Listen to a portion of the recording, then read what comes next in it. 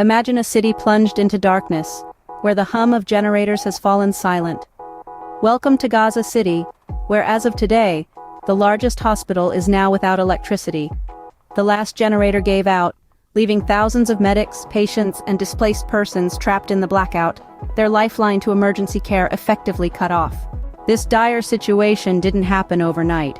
It started with Israeli strikes pounding the city relentlessly, ground forces clashing with Hamas militants near the hospital. Prime Minister Benjamin Netanyahu, ignoring calls for a ceasefire, demanded the release of all hostages captured by Hamas. Israel's goal? To end Hamas's rule in Gaza and dismantle its military capabilities. As the situation worsened, the international community voiced concern over the plight of the civilians, but their words fell on deaf ears. Israeli snipers positioned around the hospital, airstrikes obliterated nearby homes. Israel claimed a safe passage for civilians to evacuate, yet fear gripped those in the hospital, too afraid to step outside. With another hospital in Gaza City rendered non-operational due to fuel shortage, the people of Gaza City found themselves isolated from emergency care. As the war displaced over 2/3 of Gaza's population, the death toll rose to over 11,000 Palestinians.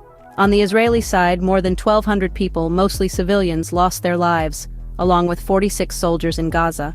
Netanyahu then unveiled Israel's post-war plans for Gaza, demilitarization, and maintaining the ability to enter Gaza freely. The United States, however, opposes an Israeli reoccupation of Gaza, envisioning instead a unified Palestinian government in both Gaza and the West Bank. The ongoing conflict threatens to ignite a wider conflict with Hezbollah militants in Lebanon. The U.S. has advocated for temporary pauses to allow for aid distribution, but Israel has only conceded to brief daily periods for civilians to flee. To summarize, the situation in Gaza is desperate. The largest hospital has run out of fuel, leaving thousands trapped in darkness. Israel and Hamas continue to clash, with Netanyahu rejecting calls for a ceasefire.